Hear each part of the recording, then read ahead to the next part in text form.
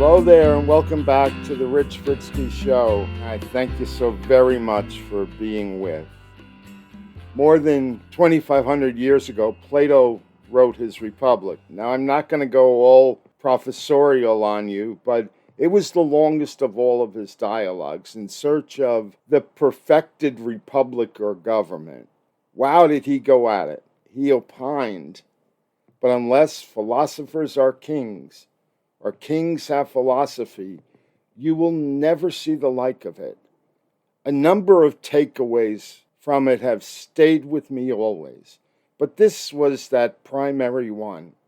It was his fierce argument that those serving in government must receive only their fair compensation for that service, period, to be definitively precluded from having any other source of income whatsoever. Were there to be any other sources, he wrote, it must needs corrupt.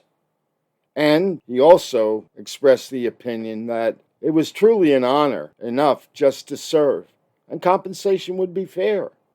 Our American government is sadly so very different. We are awash in money, as our Supreme Court went so far not so long ago to suggest, wrongly, I might add, that money is speech.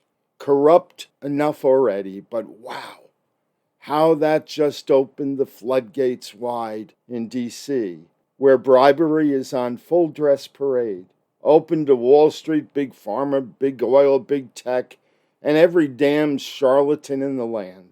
In fact, we're about to give between $50 to $60 billion away to an already thriving semiconductor industry in the United States. I just wonder what senators and congresswomen and men got paid off for that deal. Next, in my rambling road that I'm going down today, just want to mention the John Lewis Voting Rights Act again. I know it, you know it, it's not going anywhere. There's going to be no miracle, it's not going to be passed. But here is the price paid for its not being passed.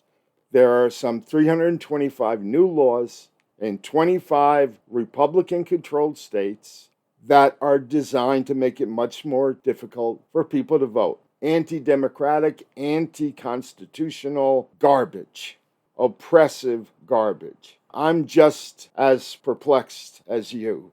For is not this right guaranteed in our Constitution? And ought not it to be rendered as easy to do as practicable? But no, they're going to tighten up or throw away mail-in balloting. They're going to reduce or limit or do away with early voting. They're going to, in one of their big goals, they're going to sharply reduce in many states the number of polling places so they can definitively predict that they're going to have incredibly long lines elsewhere. And people are going to give up. It's sad and it's wrong. The next subject in mind today, this is really on the positive side.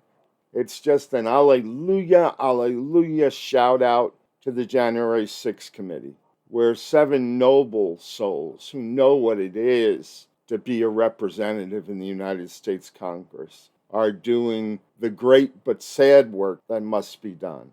Their hearings are telling, gripping, compelling. And the needle has begun to move. I only pray it's correct. Last month, there was a poll that suggested that 26% of all Republicans could no longer vote for Donald Trump. And this month, it spiked another 6 points to 32%. So I just pray that number is real. You would hope that it is. But the crazies are all still with him, so he remains a formidable disaster in the eyes and heart of America. But if 32% is right as to those who cannot vote for him in the Republican Party, he's toast. He could never be elected again if that number is correct. Next item, no.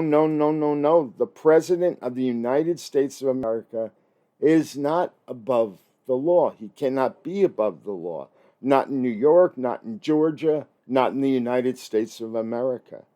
Trump, who is programmed to lie every time he opens his mouth, led an assault on the very country he swore to protect.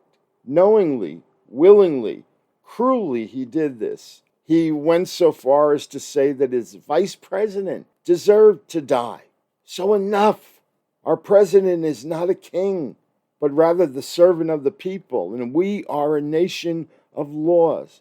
And he just sat there in that damn dining room for 3 hours watching Fox News, waiting, hoping for business in the Senate and its certification of the President of the United States, of the election of the President of the United States, to be curtailed, waiting for the Constitution itself to be derailed. He's a thug who just now called to mind good old President Harry Truman. And there's a reason that Harry came to mind, and appropriately so. In light of Trump's callousness, would that Merle Miller's plain speaking about Truman could be shipped to every household in America. On the very day Truman left the White House, he would not accept the help of a White House aide when he went to grab what he called his grips. They were nothing but suitcases, but old Harry would walk from the White House carrying 2 suitcases to Union Station to get on the long train ride home to Missouri. Truman understood what being president of the United States meant, and he spoke to it that morning to reporters, to people he passed on the street, to the gentleman in the White House who wanted to carry his suitcases for him. He kept saying, "There'll be none of that." And to reporters, etc., "Today is the day I got my promotion. I'm just one of the people again. I'm back in charge." He kept explaining that in the United States of America, we the people rule, and the president is but the servant of the will of the people. You know it, I know it, and Citizen Trump is as guilty as sin. I do fear, by the way, that if the forces of hell were to prevail and Trump walks, the Constitution itself cannot stand, and chaos could well prevail, and so too violence, and it's anybody's guess as to just what the hell would become to us. On guns and weapons of mass destruction, my friends, Congress is now actually considering a ban on assault weapons. It's in committee. It's going to go to the floor. It will be voted on. It could be miraculous, but it's going to take a miracle because they're going to have to pull enough caring Republicans over to have any chance of passing it. Next item on my mind is the steady ascension of supremacism and racism in our America.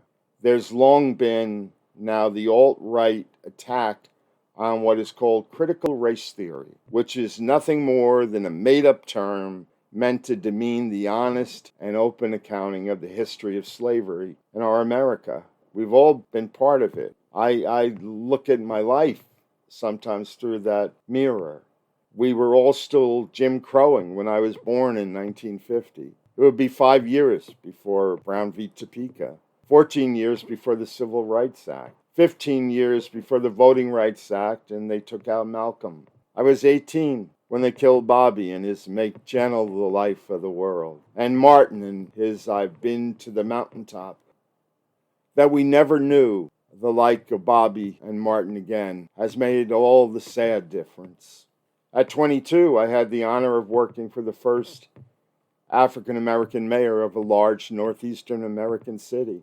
At 24, well, in the service of the mayor of Boston, white dude that I am, I was beaten to a pulp by an all-white mob in East Boston during the rugged force busing to achieve racial integration day.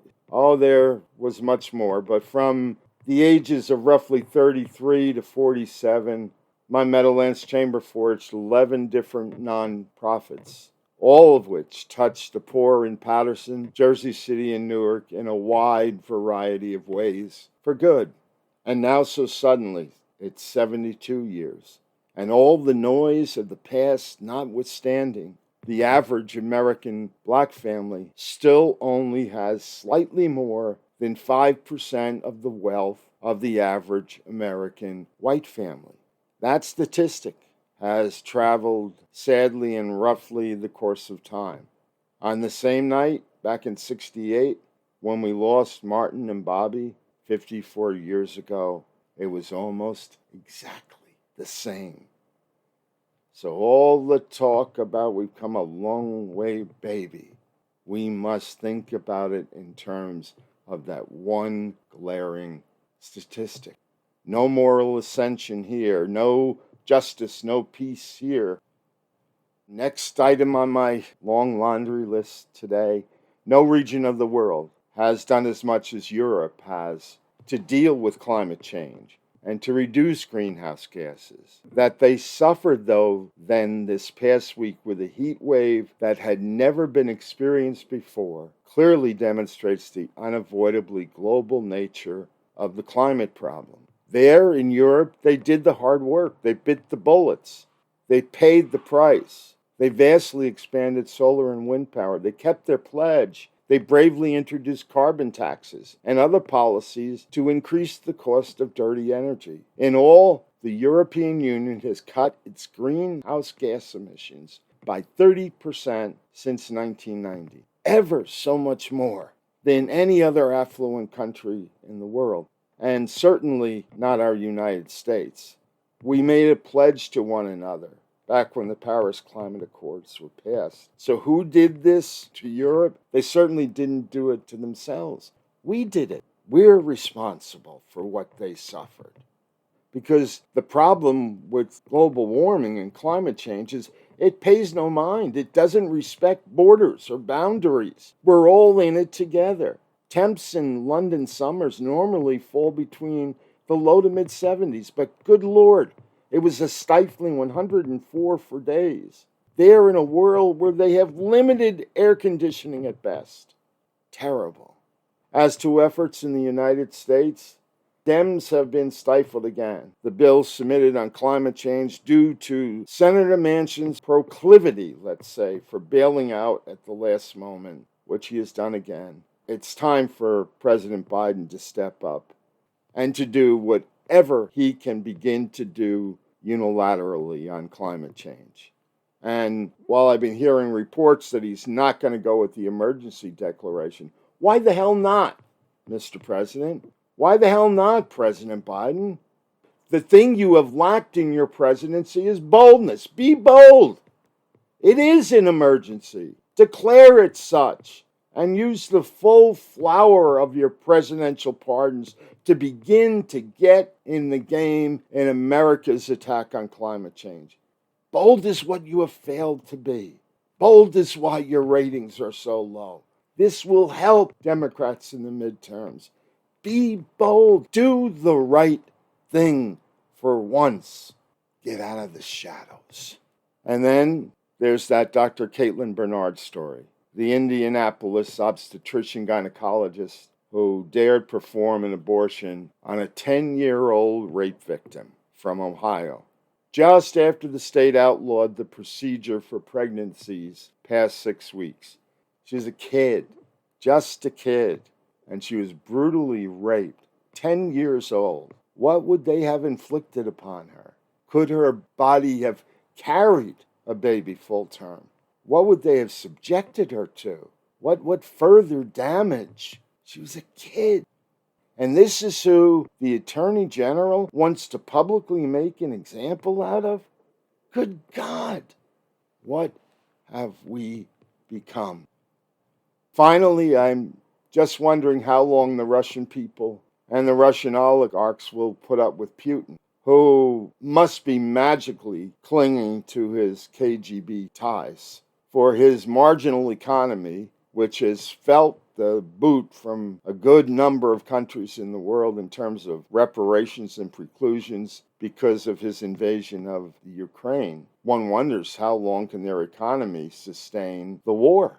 I took a look earlier this week. They have lost close to 25,000 souls. Imagine that, 25,000 soldiers who should have been home with their families. 190 planes, 155 helicopters, 1,008 trucks, 2,445 armored personnel carriers, 9 ships, They are spending between $20 to $25 billion per day to conduct their war. God save the Russian people from their president and the Ukrainian people from his genocidal madness. God save all of us indeed in this troubled world, given all the things we refuse to deal with, and the refusal of government, the selfishness of governments, the ignorance of people. But we got to hold on to hope and to one another, no matter. We've got to sing the old songs, look to the sun's rise, live as just women and men, especially where and when justice is denied. We must keep faith with one another. Just thinking about the line from St. Augustine that even charity is of nothing where there is not justice.